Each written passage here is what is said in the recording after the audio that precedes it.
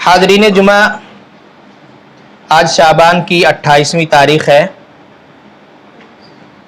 کل اگر چاند نظر آ گیا تو گویا اتوار سے ہم اور آپ رمضان المبارک میں داخل ہو جائیں گے،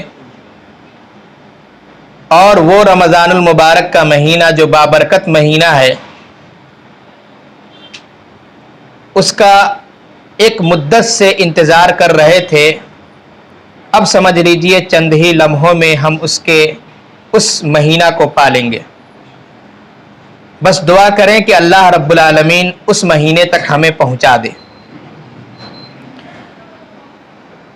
استقبال رمضان کے تعلق سے گزشتہ ہفتہ باتیں ہوئی تھیں، ان کو دہرانے کی ضرورت نہیں ہے، اور نہ کوئی اس میں بہت ساری چیزیں یوں بھی رہ گئی تھیں، لیکن صرف استقبال رمضان کے تعلق سے ایک بات یا ایک ایسی سنت جس کے تعلق سے ہم اور آپ سستی کا شکار ہو جاتے ہیں، اور اس کو گویا ہم نے اس سنت کو بھلا دیا ہے، وہ ہے چاند دیکھنا۔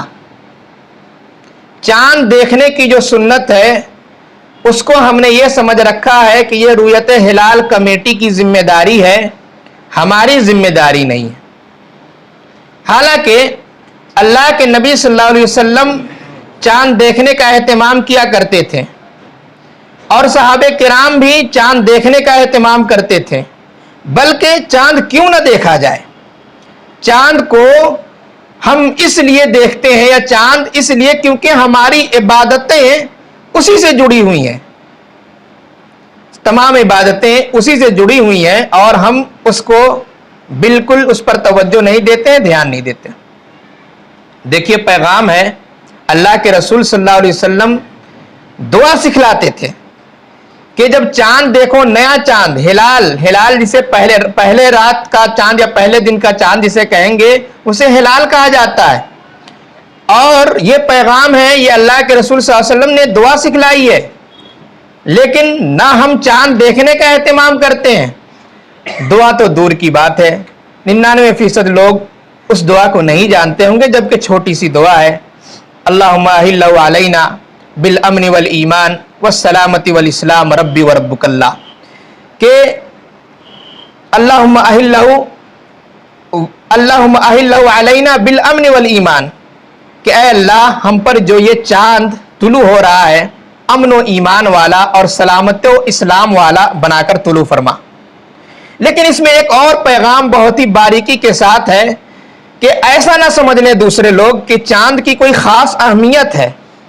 چاند کی کوئی خاص اہمیت نہیں ہے، چاند بھی وہی ہے جس طرح ہم اللہ رب العالمین کی مخلوق ہیں، چاند بھی مخلوق ہے۔ چاند بھی اپنے اوپر گمان نہ کرنے لگے، گھمنڈ نہ کرنے لگے کہ دیکھو لوگ مجھ کو دیکھتے ہیں، تو اس وقت بھی، یا پھر دوسرے لوگ یہ نہ سوچنے لگے کہ جس طرح ہم لوگ چاند اور سورج کی پوجا کرتے ہیں، مسلمان بھی پوجا کرتے ہیں، ایسا نہ سمجھنے لگے۔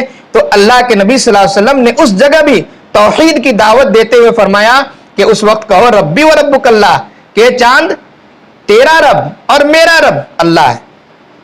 تو یہ چاند دیکھنے کی جو سنت ہے، اس کو بالکل ختم نہ کیا جائے، بلکہ دیکھا جائے۔ اب تو ہماری بلڈنگیں بڑی بڑی اونچی ہو گئی ہیں، آرام سے دیکھ سکتے ہیں، کیونکہ یہی چاند ہے، چاند ہی کے اعتبار سے ہم روزہ رکھیں گے۔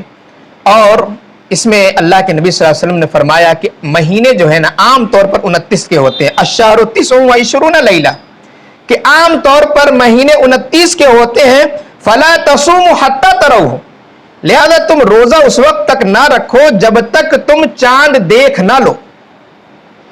فإن غم، اگر وہ بدلی وغیرہ سے چھپ جائے، فأکملوا العدۃ 30، تو تم ایسی صورت میں 30 کی گنتی پوری کر لو۔ اب ہم 30 کی گنتی کب پوری کریں گے؟ جب پہلے والے چاند کو جانیں گے تب تو کہ آج کون سی تاریخ ہے، کیونکہ ہم ٹھیک ہے اور مہینوں کا اہتمام نہیں کرتے ہیں، تو کم از کم رمضان ہے، عید ہے، اور اسی طرح بقرعید، محرم وغیرہ کی جو چاند ہے اس کا اہتمام کیا کریں تاکہ یہ سنت برقرار رہے۔ جب چاند ہم دیکھ لیتے ہیں، رمضان المبارک کا چاند نظر آ گیا، یا پھر ہم 30 کی گنتی پوری کرنے کے بعد سب سے پہلے جس عبادت کی طرف ہم رمضان کے لیے لپکتے ہیں، سب سے پہلے جس عبادت کی طرف ہم جاتے ہیں اور اس میں دلچسپی دکھاتے ہیں وہ ہے قیام رمضان. یعنی جب چاند نظر آ جاتا ہے مغرب کے بعد اس کے فوراً بعد ہم تیاری کرنا شروع کر دیتے ہیں کہ آج سے تراویح کی نماز شروع ہو جائے گی, ہم تراویح کی نماز پڑھنے جائیں گے اور مسجد میں بھیڑ لگا دیتے ہیں. بہت اچھی بات ہے, بالکل ہونا بھی چاہیے, لیکن اس کے تعلق سے چند باتیں ہمیں ملحوظ خاطر بھی رکھنی چاہیے کہ آخر ہم جو قیام رمضان کرتے ہیں, رمضان المبارک میں جو یہ تراویح کی نماز پڑھتے ہیں, وہ کس جذبے سے کرتے ہیں؟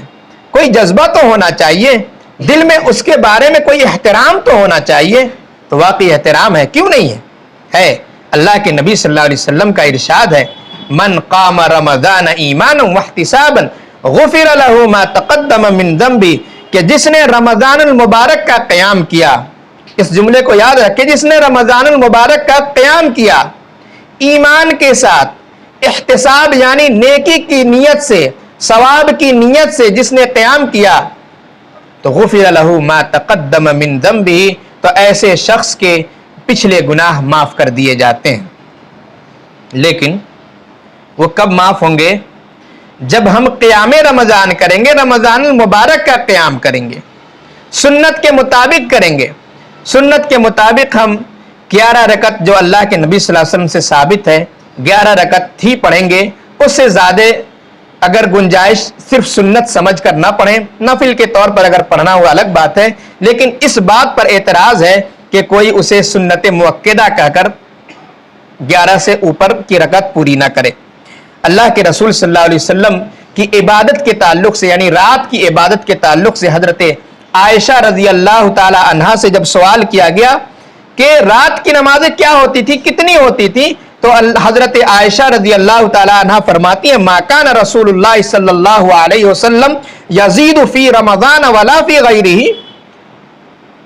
علی 11 رکعتا, کہ اللہ کے نبی صلی اللہ علیہ وسلم کہ رات کی عبادتیں رمضان ہو چاہے غیر رمضان ہو, رمضان ہو چاہے بقیہ 11 مہینے ہو, 11 رکعت سے زیادہ نہیں پڑھتے تھے. اور صاحب بن یزید رضی اللہ تعالیٰ عنہ سے موطا امام مالک میں بالکل واضح طور پر اثر موجود ہے کہ حضرت عمر رضی اللہ تعالیٰ عنہ نے حضرت تمیم داری کو اور ابی بن کعب رضی اللہ تعالیٰ عنہما کو حکم دیا تھا کہ وہ 11 رکعت لوگوں کو نماز پڑھائے. اسی طرح ان حدیث اور آثار سے واضح طور پر معلوم ہو جاتا ہے کہ رکعت تراویح جو ہے وہ 11 رکعت ہے, یعنی 8 رکعت تراویح اور 3 رکعت وتر, یہ ملا کر 11 رکعت بنتی ہیں. اس کا اہتمام کریں, لیکن قیام رمضان کی طرح رمضان کا قیام کرنا ہے اور سنت کے مطابق کرنا ہے. بعض لوگ ایک اور اس میں ایک اہم پوائنٹ ہے کہ جماعت کے ساتھ تشویش میں ڈالتے ہیں کہ جماعت کے ساتھ پڑھنا ضروری نہیں ہے, کیونکہ اللہ کے رسول صلی اللہ علیہ وسلم نے صرف 3 رات جماعت کے ساتھ نماز پڑھائی ہے, بقیہ راتیں ایسے ہی فردن لوگوں نے پڑھا ہے.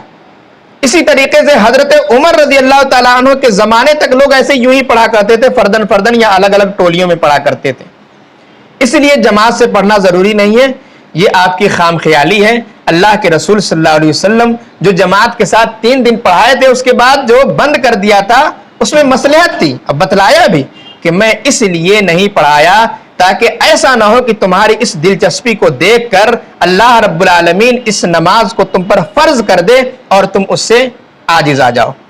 واقعی اگر صحابہ کرام کے اس جذبہ کو دیکھ کر اللہ رب العالمین اس نماز کو فرض کر دیا ہوتا تو پھر ہم اس کے بارے میں اس کے متعلق ہم پوچھے جاتے. جس طرح فرض نماز ہم چھوڑتے ہیں اور اس کا سوال تو ہوگا ہی, اس کے ساتھ ساتھ ایک اور نماز ایکسٹرا ہو جاتی اور ہم اس کے تعلق سے بھی پوچھے جاتے.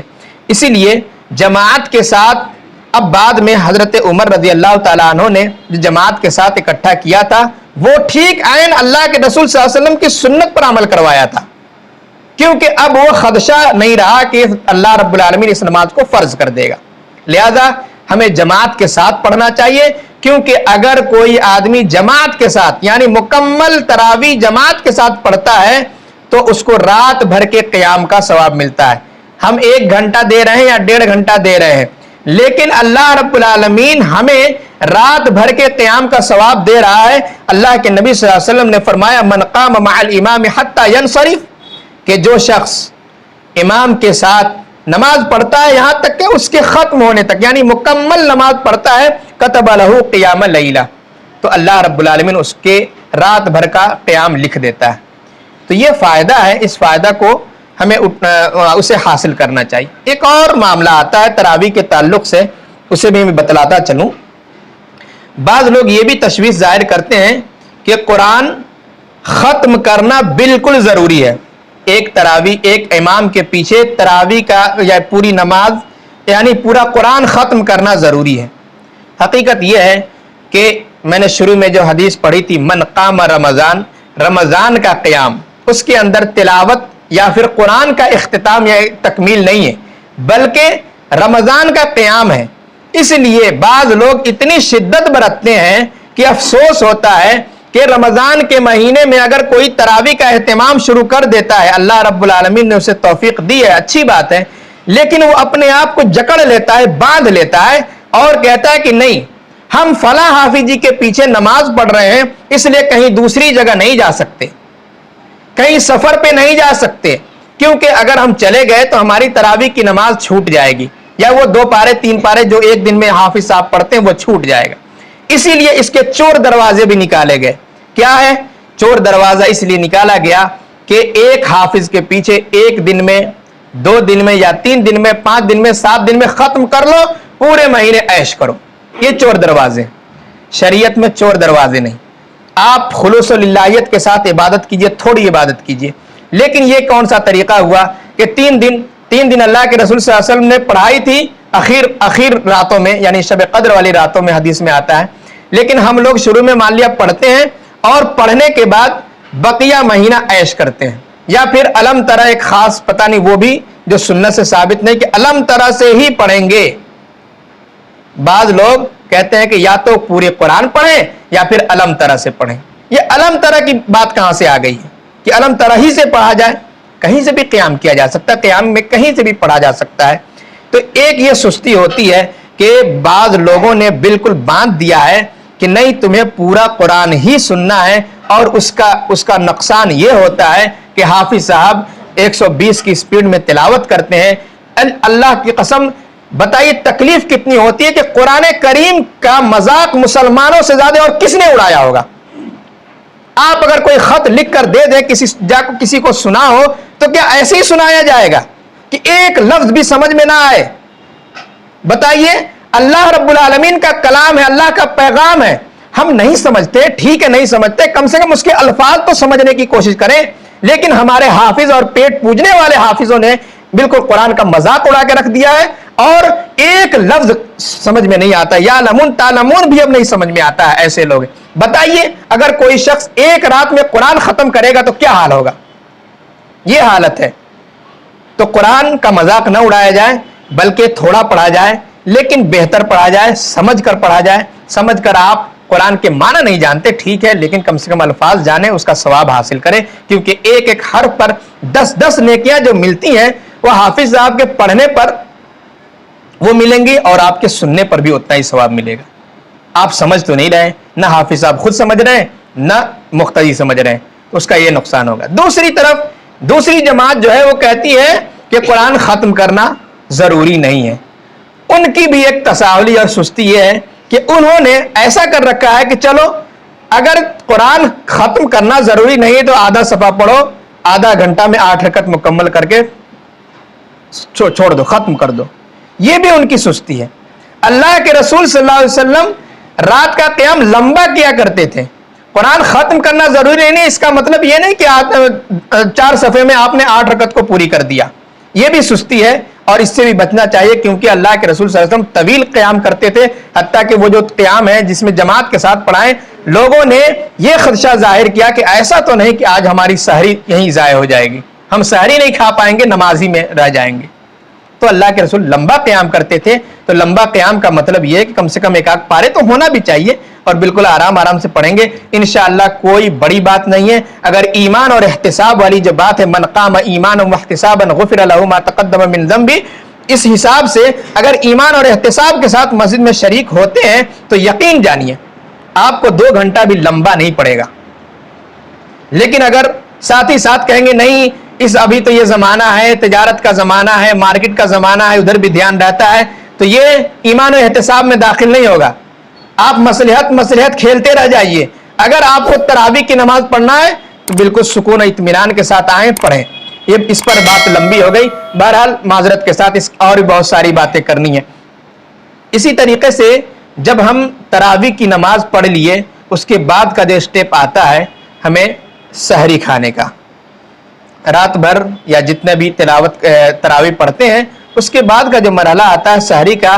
سحری کو بھی بعض لوگوں نے بالکل مذاق بنا لیا ہے، کیونکہ بہت سے لوگ رات بھر کام کرتے ہیں یا 12 بجے یا 1 بجے تک کام کرتے ہیں، اس وقت کھا لیتے ہیں اور سو جاتے ہیں، پھر نماز کی بھی فکر نہیں ہوتی ہے. ہو سکتا ہے کہیں 10-12 دن نماز کی فکر ہو، اس کے بعد پھر سست پڑ جاتے ہیں، یہ الگ بات ہے. تو یہ بھی غلط چیز ہے. آپ کو سحری جو کھانا ہے بالکل اخیر وقت میں فجر سے پہلے، کیونکہ اور سحری کھانا بھی ہے. بعض لوگ نہیں کھاتے ہیں کہ چلو بھائی ہم تو طاقتور ہیں برداشت کر لیں گے. اللہ کے نبی صلی اللہ علیہ وسلم نے فرمایا تسحروا فإن السحور برکہ، کہ سحری کھاؤ اس لیے کہ سحری کھانے میں برکت ہے. چاہے معمولی ہی کیوں نہ، 1 گھونٹ پانی ہی کیوں نہ پیو. اللہ کے رسول صلی اللہ علیہ وسلم نے بہترین سحری یا بہترین افطاری کھجور کو کہا، تو کھجور کا بھی اہتمام ہونا چاہیے. اسی طریقے سے ایک بہت ہی اہم مسئلہ آتا ہے کہ سحری تو کھا لیے لیکن نیت کا مسئلہ آتا ہے. تمام عملوں کا دار و مدار نیت پر ہے. انما الاعمال بالنیات، تمام اعمال کا دار و مدار نیت پر ہے. اور نیت کہتے کسے ہیں وہ ہر کسی کو معلوم ہے کہ نیت دل کے ارادے کو کہتے ہیں. آپ جمعہ کی نماز پڑھنے آئے ہیں، آپ نے دل میں ارادہ کر لیا کہ ہم اب فلاں مسجد کی طرف جا رہے ہیں. آپ نے کہا نہیں کسی سے یا اپنی زبان سے دہرائے نہیں کہ ہم آج محمدی مسجد میں جا کر جمعہ پڑھیں گے، ایسا نہیں کہا، بلکہ ارادہ ہوا کہ ٹائم ہو چکا ہے جمعہ کی نماز پڑھنا ہے، یہاں آ گئے جمعہ کی نماز پڑھ لی. اسی طریقے سے آپ کو روزہ رکھنا ہے، تراویح کی نماز پڑھے، رمضان میں داخل ہو گئے اور 12 مہینے میں آپ جاگتے نہیں ہیں، بیدار نہیں ہوتے، لیکن رمضان کا مہینہ آیا جاگیں، وہی آپ کی نیت ہے. ہاں البتہ نیت بغیر نیت کے روزہ صحیح نہیں ہوگا کہ بغیر نیت کے ہی ہم روزہ رکھ لیں. تو نیت دل کے ارادے کا نام ہے. اور جو کیلنڈر یا اشتہارات میں بہت ہی زور و شور سے لکھا رہتا ہے، بالکل ہر اشتہار میں آپ کو مل جائے گا وہ بصوم غد نویت من شہر رمضان، اس طرح کا الفاظ ہوتا ہے. اس کی کوئی اصل نہیں ہے. چاہے آپ کسی سے بھی تلاش کروا لیں، اللہ کے رسول صلی اللہ علیہ وسلم کا نہ یہ الفاظ ہیں نہ کسی صحابی کے الفاظ ہیں، بس یہ بناوٹی الفاظ ہیں. اور اس کا اہتمام اس قدر کیا جاتا ہے کہ ہمارے لاؤڈ اسپیکر سے اعلان کیے جاتے ہیں کہ بھائی اب ٹائم ختم ہو رہا ہے، روزہ کی نیت کر لیا جائے. اور روزے کی نیت یہ ہے کہ بصوم غد نویت من شہر رمضان. جس بدعت کو، یعنی جو چیز اللہ کے رسول صلی اللہ علیہ وسلم نے نہیں کیا، صحابہ نے نہیں کیا، ارے صحابہ کو چھوڑیے کسی امام نے نہیں کیا، جس امام کی ہم تقلید کرتے اس امام نے بھی نہیں کیا، اس کے باوجود ہم اس دعا کو بہت ہی زور و شور سے کرتے ہیں. پوچھ لیجئے کسی سے کہ کیا آپ کے امام یا ہمارے امام ابو حنیفہ رحمہ اللہ نے کبھی اس دعا کو پڑھنے کے لیے کہا؟ نہیں، کوئی بتا نہیں سکتا ہے، لیکن اس کا اہتمام کیا جاتا ہے. اور تجربے کی بات یہ ہے کہ جو پڑھے لکھے طبقہ ہے، جو عالم طبقہ ہے، وہ اس دعا کو نہیں پڑھتے ہیں، لیکن پڑھواتے ضرور ہیں، اپنے لیے چھٹی کروا لیتے ہیں، عوام کو گمراہ ضرور کرتے ہیں. اس کا بھی وبال آئے گا انشاءاللہ. لہذا اس بدعت سے بچیں. نیت دل کے ارادہ کا نام ہے، اس کے علاوہ کسی اور چیز کا نام نہیں. آپ نے ارادہ کر لیا، سحری کھا لیا، وہی کافی ہے. اس کے بعد ایک اہم چیز جو اب دن بھر روزہ رکھنے کے بعد افطار کا مرحلہ آتا ہے، اور افطار کے وقت میں بھی بدعت، اس میں بھی چھوٹی سی دعا سے کام نہیں چلا، تو اس کے اندر بھی کچھ دعائیں ایڈ کر دی گئیں. اللہم لک صمت وبک آمنت وعلیک توکلت وعلی رزقک افطرت. یہ کسی صحیح حدیث میں موجود نہیں. البتہ ایک ایسی حدیث ہے، امام ابو داؤد نے اپنی کتاب میں سنن میں جو روایت کیا ہے वो ये अल्लाहुम्मा लका सुम्तु व अला रिज़्क़िका अफ़्तरतु, जबकि ये हदीस भी सनद के एतबार से इस पर कलाम है, ये सही नहीं है। उसके मुकाबिल में वही उसी जगह जहां पे ये दुआ लिखी हुई है अल्लाहुम्मा लका सुम्तु व अला रिज़्क़िका अफ़्तरतु, उसके आइन ऊपर लिखा हुआ है कि रोज़ा इफ्तार की जो दुआ है वो या ज़ाबत ज़माउ वबतल्लतिल उरूक़ वसबतल अज्रु इंशाअल्लाह, ये दुआ याद नहीं है, लेकिन वो मशहूर हो गई है और उस मशहूर दुआ को हम याद किए हुए हैं और उसको पढ़ते हैं। बाद लोग उसमें इजाफा करके भी पढ़ते हैं। कम से कम अगर ज़ईफ हदीस पर भी अमल करना हो, मैं अमल करने की दावत नहीं देता हूं, क्यों? क्योंकि सही हदीस मौजूद है, यहाँ पर सही हदीस ज़हाबत ज़मा वब्तल्लतिल उरूक़ वसबतल अज्रु इंशाअल्लाह मौजूद है, उस पर अमल किया जाए। लेकिन अगर ज़ईफ पर भी अमल करना तो कम से कम ऐड तो न करें अपनी तरफ से। पेट नहीं भरता क्या सुन्नत रसूल से, जब तक बिदअत की आमेज़िश न कर दी जाए। तो बिदअत से बचिए मेरे भाई, बिदअत से बचिए, क्योंकि बिदअत गुमराही है। हर खुतबे में कहा जाता है बिदअत गुमराही है और गुमराही जहन्नम में ले जाने वाली है। तो जितना कम मिले उसी पर कनात करिए और सुन्नत के ताबे बनिए, सुन्नत के मुत्तबे बनिए। सुन्नत के खिलाफ अगर हम काम करेंगे तो कामयाब कभी नहीं हो सकते। वक्त कम है, चंद ऐसी चीजें जो बिलउमूम अब सवालात आने शुरू हो जाएंगे कि फला फला काम करना चाहिए या नहीं करना चाहिए, तो उसकी तरफ मैं सिर्फ इशारा करता चलूं कि रोज़े की हालत में क्या करना जायज़ है। हालतें, बाद लोग नापाकी की हालत में होते हैं, तो ऐसी सूरत में ये अफवाह समझ लिए फैला दिया गया कि सहरी नहीं खा सकते जब तक तुम गुस्ल न कर लो। ये गलत चीज़ है। आप सहरी खा लें लेकिन नमाज से पहले पहले गुस्ल करके नमाज के लिए आ जाए। सहरी खाने में कोई मुज़ायका नहीं है, अलबत्ता नमाज तो चूंकि पढ़ेंगे इसलिए सहरी के बाद। अगर इसकी पाबंदी हो जाए कि नहीं, अगर तुम नापाक हो तो जब तक गुस्ल नहीं करोगे सहरी भी नहीं खा सकते, तो उसकी सहरी भी चली जाएगी। वो गुस्ल करता हुआ रह जाएगा, ऐसे वक्त में बेदार हुआ है, पता चला कि हम अभी पाक नहीं है, वो गुस्ल करता रह जाएगा, सहरी का वक्त भी खत्म हो जाएगा। तो इस्लाम इस जबर की इस्लाम में इस जबर की कोई गुंजाइश नहीं है। इसी तरीके से मिसवाक करने के ताल्लुक से भी बाद लोग मिसवाक तो बहुत करते हैं माशाल्लाह, साल भर करे ना करे रमजान में करते हैं, क्योंकि मुंह का जायका थोड़ा बदलता रहता है। लेकिन इस पर एतराज होता है कि बाद ऐसा मिसवाक जैसे नीम का मिसवाक है या ऐसे मिसवाक जिसमें कुछ ना कुछ मजा है, तो वो कर सकते हैं कि नहीं कर सकते हैं।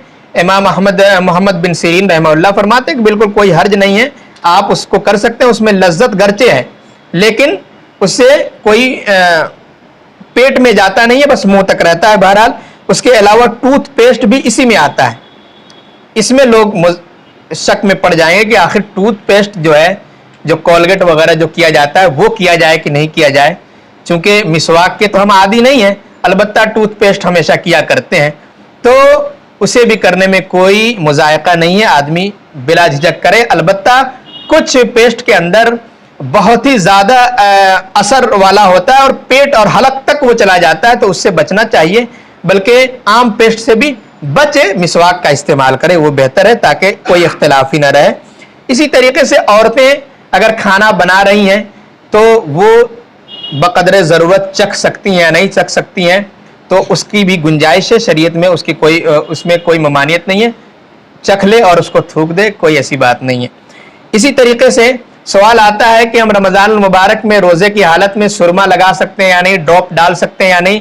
उसे भी डालने में कोई हर्ज नहीं है, आराम से आप डालें। अलबत्ता नाक का ताल्लुक बिल्कुल हलक से, तो उससे एहतराज किया जाए। भूल चूक कर खाने से, भूल चूक से अगर भर प्लेट खाना भी खा लेते हैं, कोई मुज़ायका नहीं है, क्योंकि वो अल्लाह रब्बुल आलमीन खिलाता होता है। अल्लाह के नबी सल्लल्लाहु अलैहि वसल्लम ने फरमाया कि इज़ा अकल औ शरिब फलयुतिम्म सौमहु फइन्नमा अतअमहुल्लाहु व सक़ा, कि अगर कोई भूल चूक कर रोजे की हालत में खाना खा लेता है तो फलयुतिम्म सौमहु, कि उसे चाहिए कि रोजा पूरा करे। फइन्नमा अतअमहुल्लाहु व सक़ा, इसलिए कि उसे तो अल्लाह रब्बुल आलमीन खिला रहा है। जब अल्लाह खिला रहा है तो हमें खाने में क्या हर्ज है। अलबत्ता ये समझना चाहिए कि हम भूल कर खा रहे हैं, जानबूझकर नहीं खा रहे हैं। इसी तरीके से वो सवालात भी आएंगे कि इनसे रोजा टूट जाता है, तो ये भी बड़ी बड़ी चीजों की तरफ सिर्फ इशारा कर देता हूं कि जानबूझकर अगर खा लीजिएगा तो वो रोजा टूट जाएगा। ये हर किसी को मालूम है, बच्चा बच्चा जानता है। इसी तरीके से अगर कोई जमा कर ले, हम बिस्तरी कर ले, تو ایسی صورت میں روزہ ہی نہیں ٹوٹے گا بلکہ آپ پر جرمانہ بھی عائد ہو جائے گا، اور جرمانہ بہت ہی سخت ہے۔ غلام آزاد کرنا وہ ہمارے بس کی بات نہیں، کیونکہ غلام آزاد کی کوئی گنجائش ہی نہیں رہی۔ 2 مہینے کے پے در پہ روزہ رکھنا، اگر 59 روزے رکھ کر توڑ دیتے ہیں آپ کا کفارہ پورا نہیں ہوگا، پھر 2 مہینے کا رکھنا پڑے گا۔ اسے کہتے ہیں پے در پہ کے روزہ رکھنا۔ اگر آپ ایک روزہ برباد کیے اپنی بیوی کے چکر میں تو سمجھ لیجئے کہ 2 مہینے رکھنے پڑیں گے جرمانہ۔ اگر اس کی بھی گنجائش نہیں تو 60 مسکین کو کھانا کھلانا پڑے گا۔ 60 مسکین کو کھانا، وہ جو حدیث ہے، ایک آدمی اس طرح کا شکار ہو گئے اور ایک صحابی اور آتے ہیں اللہ کے رسول صلی اللہ علیہ وسلم سے، فرماتے کہ اللہ کے نبی صلی اللہ علیہ وسلم میں تو تباہ ہو گیا، برباد ہو گیا، ہلاک ہو گیا۔ کیا ہوا بھائی؟ ہم نے روزہ کی حالت میں ایسے اور ایسے کر لیا۔ کہا کہ تمہارے پاس غلام ہے آزاد کرنے کے لیے؟ نہیں۔ 60 مسکین کو کھانا روزہ رکھ سکتے ہو 2 مہینے؟ کہا کہ نہیں۔ 60 مسکین کو کھانا کھلا سکتے ہو؟ نہیں۔ اللہ کے رسول خاموش ہو گئے۔ اسی فترے میں، اسی لمحے میں ایک صدقہ آیا، اور صدقہ آنے کے بعد اللہ کے رسول صلی اللہ علیہ وسلم نے دیکھا کہ یہ صدقہ ہے، پوچھا کہ این السائل، وہ سائل کہاں گیا جو سوال کر رہا تھا؟ اللہ کے رسول صلی اللہ علیہ وسلم کے پاس وہ حاضر تھا۔ کہا کہ اللہ کے رسول میں حاضر ہوں۔ کہا کہ یہ لے جاؤ اور مسکینوں میں تقسیم کر دو۔ کہا کہ اللہ کے رسول یہ بتائیں کہ کیا میں اپنے سے کمتر یعنی اپنے سے زیادہ محتاج کو ہی کھلاؤں گا نا؟ کہا کہ ہاں۔ کہا کہ اس شہر میں مجھ سے بڑا کنگال کوئی ہے ہی نہیں۔ اللہ کے رسول صلی اللہ علیہ وسلم مسکرا دیے، ہنس دیے، حتیٰ کہ آپ کے دانت نظر آنے لگے، اور کہا کہ جاؤ جاؤ تم ہی کھا لو اس کو۔ تو یہ ان کے ساتھ خاص معاملہ تھا، لیکن اگر اس طرح اگر ہو جاتا ہے، پہلی بات اس سے دور رہنا ہے، اور روزے کی حالت میں اس سے بچ کر رہنا ہے۔ اسی طریقے سے جان بوجھ کر قے آ جانا، ہاں ایک یہ ہے کہ غلطی سے بد ہضمی کی وجہ سے قے آ جائے، اس میں بھی لوگ روزہ توڑ دیتے ہیں۔ تو اگر خود سے قے آ جائے تو روزہ توڑنے کی ضرورت نہیں ہے، بلکہ آپ رکھیے۔ البتہ حلق میں انگلی ڈال کر یا کسی وجہ سے الٹی کرتے ہیں تو ایسی صورت میں آپ کا روزہ ضائع ہو جائے گا اور ختم ہو جائے گا۔ اسی طریقے سے حیض اور نفاس کا معاملہ ہے کہ وہ اگر شروع ہو جائے تو روزہ ٹوٹ جائے گا۔ اللہ رب العالمین سے ہم دعا گو ہیں کہ یہ رمضان المبارک ہمارے لیے مبارک ثابت ہو، اور عبادات جم کر سکیں، اور اللہ رب العالمین کو راضی کر کے جنت کے حقدار بن سکے۔ وآخر دعوانا الحمدللہ رب العالمین۔